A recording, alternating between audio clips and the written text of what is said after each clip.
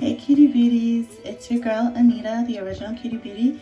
I'm going to show you how to use Old Fashioned as a cleanser.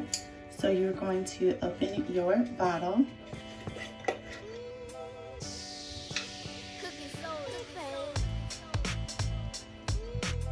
You're going to scoop 1 spoon out, like so.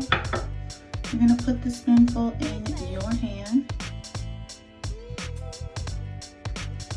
The key to using Old Fashioned as a cleanser is to actually add water to the mixture. So you're going to add a few drops of water to the mixture that you just added to your hand. Mix it up and then add it to your face.